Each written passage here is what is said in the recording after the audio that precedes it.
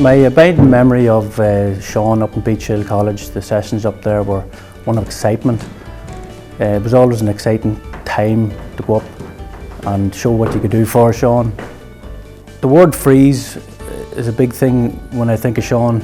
We used to play a lot in the middle of a game. You'd hear the word freeze and you'd have to stop still, and you might have to shout it a few times, but he'd go and show you what position you should be in, what you were doing wrong and where you were going wrong and what you were doing right. And whenever you heard that word, you hope he didn't single you out for any criticism, but it'd be always positive, always constructive. He was a great coach. Sean was a huge influence on me as a young fella. He kept me and a lot of young boys out of trouble and off the streets. I was asked to say a few words on behalf of the lads for the teams we played against under Sean, and I'm more nervous doing this than I was playing against the teams that he brought over, because that's what he instilled on us, just this sense of sort of belonging. We belonged against these boys, and we could compete against them. So I'll be always grateful, and as to all the lads, like taking over United, Ajax, playing against some future stars like Wes Brown, Andy van der Meijde, Higginbotham. Well, Sean, happy? Unbelievable, Brian, can't believe it. We've accomplished an awful lot. We went out with a game plan, we see them play twice, but the boys were fantastic. The boys played really well, we could have won the game. So to get a 0-0 draw with the world champions is just unbelievable, with 8 local players out of 11, and it was just brilliant. In the first half we gave them a wee bit too much respect, a wee bit too much space, but in the second half we got rid of the respect and closed down the space, and we done the business. You know, we created a few chances. I was disappointed we didn't win the game at the finish, but at the start of the match, if somebody had said you get a 0-0 draw, I'd have said fantastic. So it was very, very achievable. The lads have an awful lot to be proud for, and I hope the people that are watching this game realise that ORIEL CELTIC have some bloody well talented players. So if the Premiership clubs that are here, get your notebook out and take a few names. 3 of those players have played in the Ajax first team so far, and a lot of them will. You're talking about 8 youth internationals, and like, they're a wonderfully talented side. They came in here probably a little bit complacent. We had seen them play, they hadn't seen us play. But you have to credit. We've played 14 players there we put on. We have 11 lads from a radius of about 6 or 8 miles from the town have gone out there and drew with the world champions. So I think all credit goes to the players. They were absolutely brilliant. Actually, the Ajax players were glad to hear the final whistle. I'd say they were, but not half as glad as I was. So I'd just like to, I wish I could, say thanks to him, and thanks to all his family and all the other people that helped out in that.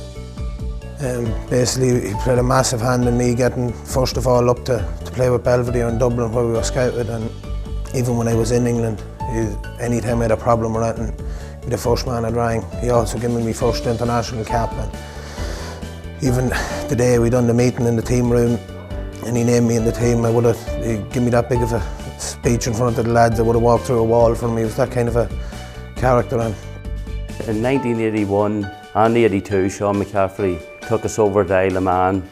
We were only young cubs at that stage. I was only 17 myself, and the said oldest was about 21, 22.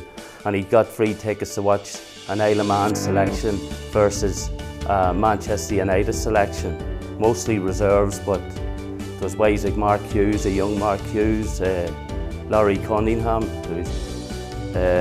Martin Buchan, the old Man United captain, and went out and watched it, and Man United won that game 2-0, and Sean went away for a while. We didn't know where he went, and he came back and he says, lads, I'm only after arranging a game against Isle of Man selection. They're coming over in 3 weeks to play in Belgium Park.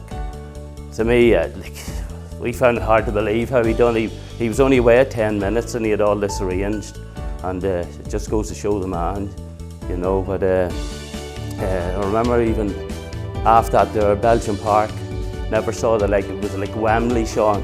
He had hundreds at the game. He had a commentator, Tommy Kelly. He had Fabian doing the video, the whole game's video. I have it in the house myself even to this day, and very, very proud of him. Rest in peace, Sean. One real memory that stands out is a good story.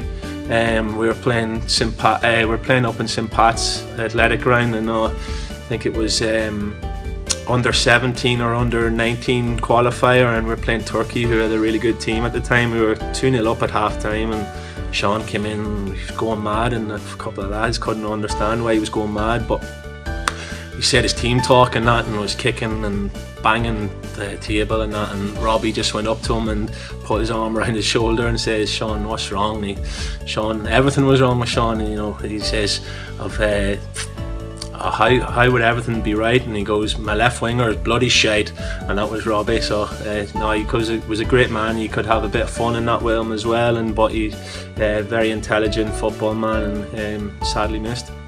I think that time we qualified, I think it was down in Galway. The enjoyment and the excitement of us all, and especially Sean, I can remember how happy he was. And I think that was one of the biggest reasons why we probably qualified. The backing of Sean. I think everyone in the dressing room from all over the country wanted to do everything for Sean and give everything for Sean. And not only was he an amazing coach, an amazing manager, but he was a brilliant person. First of all, I'd like to send my condolences to Sean's family and friends. Sean was a very instrumental figure in Irish football, especially for everyone that I played with, and you know, we travelled far and wide together with Sean, and he was a great manager and, you know, a jovial character. You know, the stories are great, and you know, I've taken a lot of advice and things that Sean has told me into my game, and that I still carry with myself today. And you know, I was obviously really sad to hear of Sean's passing, and you know, I think a lot of other people were. And he's a massive loss, obviously to his family and friends, but to Irish football, he's a massive loss. And you know, I really take a lot of good memories away from Sean Mc Caffrey. I don't know if I can describe how much I probably owe to Sean. He was the one who took me from the Cavan GA world, and probably seen I could have been a footballer before I had any idea. So for him, I probably owe a lot. Wouldn't have the career I have. So thank you, Sean, and I hope the night and the foundation is a huge success. Cheers. I just want to say Sean Mc Caffrey prepared us for the Junior Olympics, and he obviously prepared us well, because we went on to beat Spain in the final. Brian Kerr got all the credit, but it was Sean's work in the background.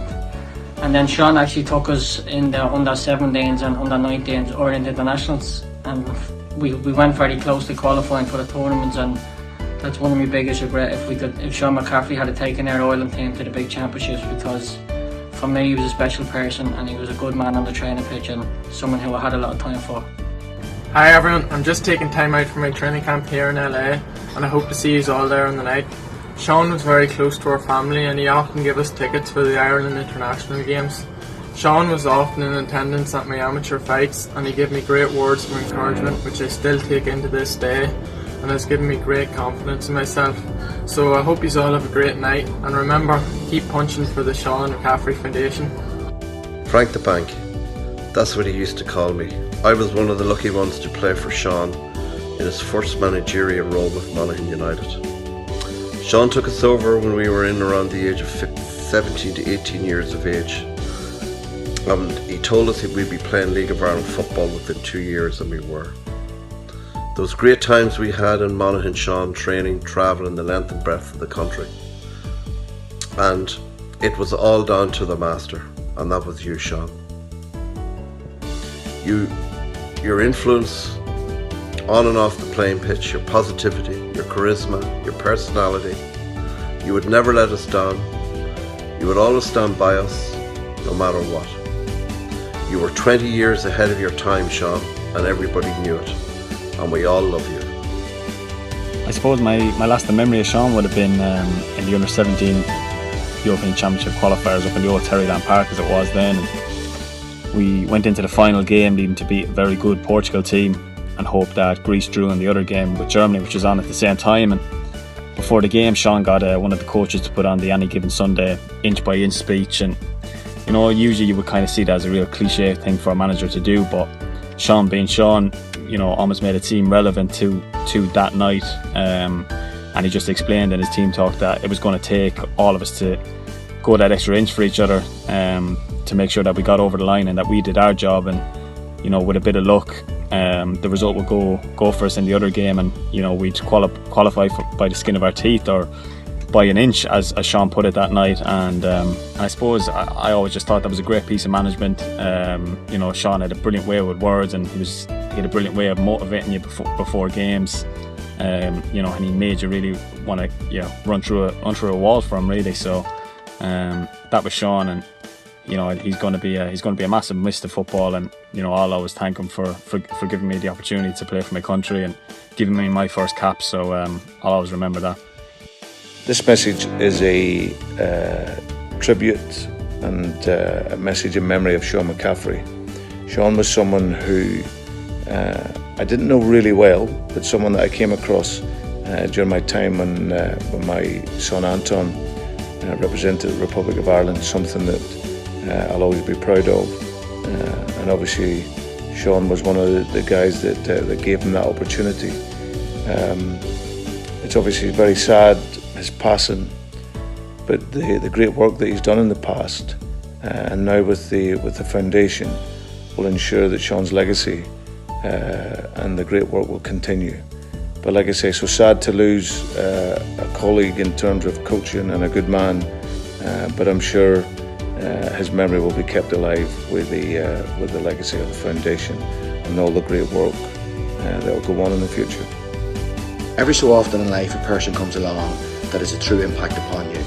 Sean Mc Caffrey was that person for me. Sean was a great football man, but most of all he was a great human being. Great empathy for everybody he met, great time for everybody he met. For me, he showed me the way in so many things in life, and I would have to say, Sean, thank you so much for the time that you spent with me when I was a young fella in Monaghan town. And I'm sure I speak for all of us when we say you'll be sadly missed. But there's one thing for sure, Sean, we will never forget what you've done for us all, and particularly in Monaghan town. Thanks for all the memories, Sean.